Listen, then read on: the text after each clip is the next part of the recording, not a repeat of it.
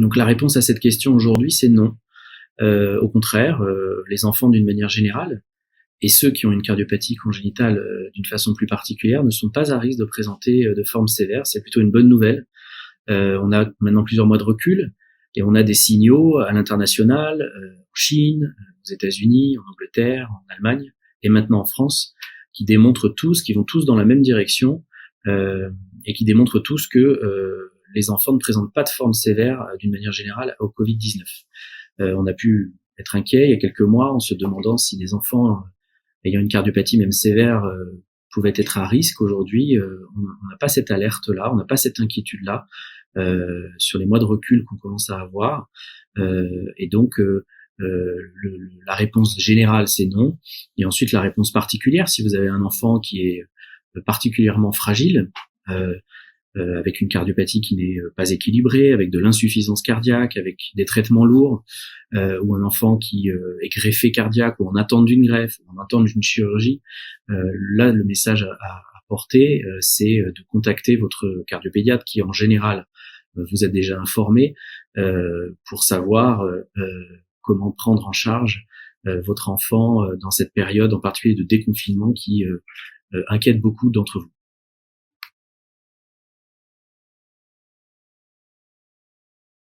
La réponse est non d'une façon générale. Encore une fois, les enfants, probablement par leur jeune âge, représentent une population plutôt protégée et ne présentant pas de forme sévère de Covid. Et donc, vous posiez des questions sur l'existence, par exemple, de troubles du rythme, de maladies des valves, de prise d'anticoagulants, d'hypertension artérielle, de gastrostomie, d'endocardite, de pneumopathie, etc. Tous ces facteurs de risque chez l'enfant n'en sont pas. Et c'est plutôt une bonne chose. Je mettrais juste un bémol. Aujourd'hui, on a une incertitude sur le fait qu'un déficit immunitaire chez un enfant pourrait ou pas être un facteur de risque. Donc, on n'a pas cette réponse.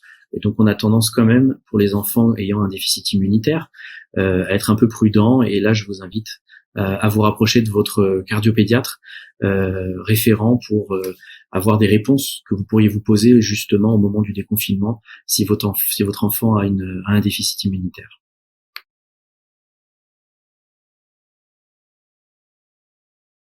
Alors on a quand même déjà l'habitude de protéger entre guillemets nos patients d'une infection au moment où ils vont se faire opérer.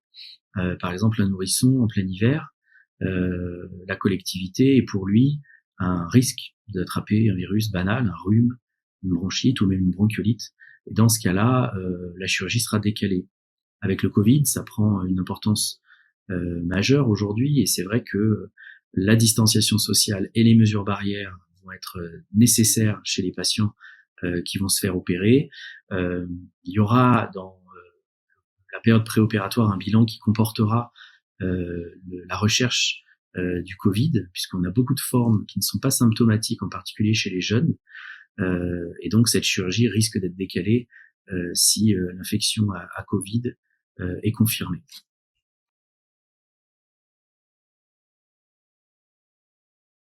Non, on ne peut pas dire ça aujourd'hui.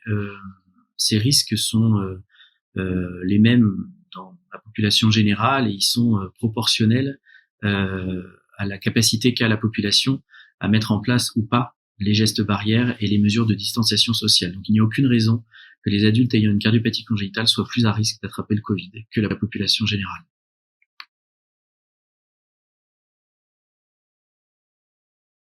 Alors aujourd'hui, la réponse est non. Le fait d'avoir une cardiopathie congénitale en soi, chez un adulte, ça n'est pas un facteur de risque. Ce qui est un facteur de risque, c'est les facteurs de risque de la population générale, c'est-à-dire l'âge de plus de 65 ans, le surpoids, l'obésité. Ces deux facteurs de risque-là sont les deux plus importants. Et ensuite, on a aussi les facteurs de risque de maladies cardiovasculaires d'une façon générale, comme l'hypertension artérielle, comme les maladies liées au diabète, ou comme le fait de cumuler plusieurs facteurs de risque, par exemple, à la fois une insuffisance cardiaque et une obésité, ou une maladie du rein et une maladie respiratoire. Voilà, ça, ce sont les facteurs de risque majeurs. Mais aujourd'hui, on n'a pas observé de proportion plus importante de formes sévères à Covid chez les patients adultes ayant une cardiopathie congénitale. Alors, l'explication possible, c'est que dans la majorité des cas, on a des patients qui étaient jeunes et qui ne présentaient pas de facteurs de risque, les facteurs de risque que j'ai cités précédemment.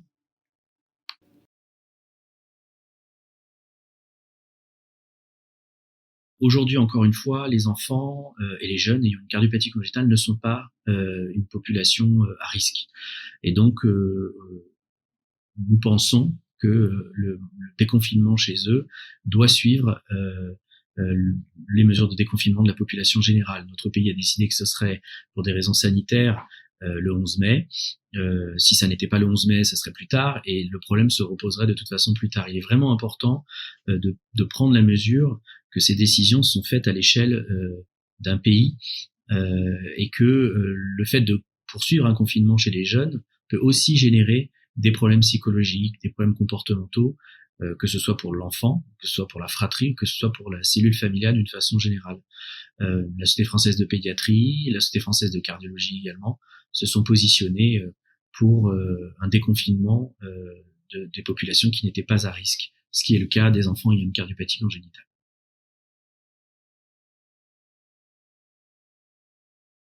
Donc ce risque, il est le même que ce soit un enfant qui a une cardiopathie congénitale ou qui n'ait pas de cardiopathie congénitale. Le risque, il est du grand-parent lui-même. Si le grand-parent ou les grands-parents sont dans un groupe à risque, donc ils ont plus de 65 ans, du surpoids, de l'hypertension artérielle, de l'insuffisance cardiaque, etc.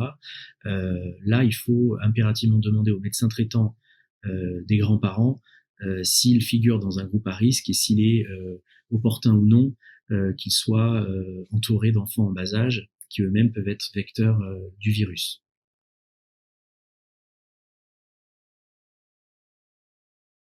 Si l'inquiétude des parents à l'idée de déconfiner leur enfant qui a une cardiopathie congénitale aboutit à une mesure de confinement pour l'intégralité de la fratrie, c'est vrai que là, on rentre dans des risques psychologiques, d'un confinement prolongé pour toute la fratrie qui semble disproportionné par rapport au fait, encore une fois, que les enfants ayant une cardiopathie congénitale ne figurent pas dans les populations à risque de Covid sévère.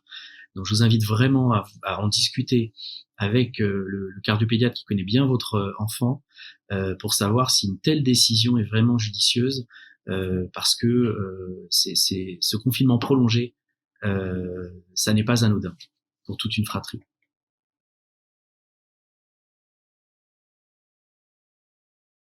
Oui, s'il respecte les gestes barrières et les mesures de distanciation sociale comme toute la population générale, il pourra revoir la famille, sa famille après le déconfinement, ce qui lui fera probablement beaucoup de bien.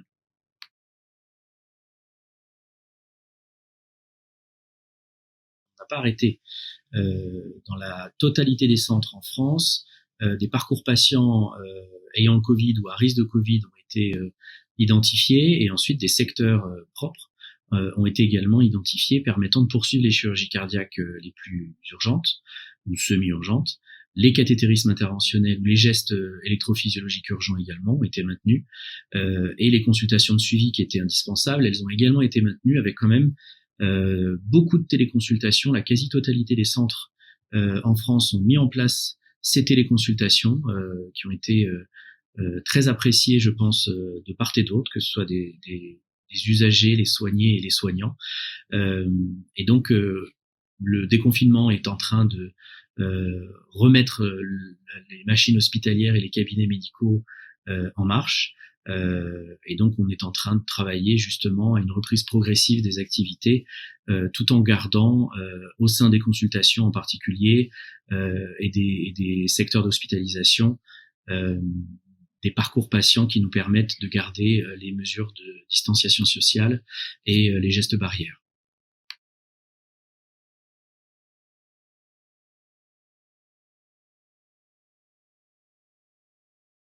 Je pense que là, la question est trop générale pour y répondre de façon générale, même si l'adulte ayant une cardiopathie congénitale en soi n'est pas à risque de présenter une infection sévère. S'il est véritablement en contact au quotidien avec le Covid-19, je pense qu'il est important dans cette situation-là d'en référer à la médecine du travail et d'avoir l'avis de votre spécialiste, vos cardiologues congénitalistes, puisque là, je pense que la décision va se présenter au cas par cas.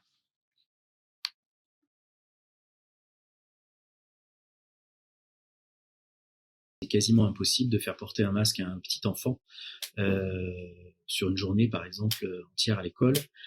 Et donc les mesures concernant le masque dans la petite enfance seront difficiles à mettre en place. Il faut voir le masque comme une mesure à l'échelle d'une population générale qui concerne des adultes, qui concerne des enfants d'âge plus élevé, qui concerne aussi toutes les autres mesures comme le lavage des mains, comme la distanciation sociale dans la vie quotidienne. Et donc, dans l'idéal, évidemment qu'il faut porter un masque, mais on ne peut pas l'imposer à des petits-enfants.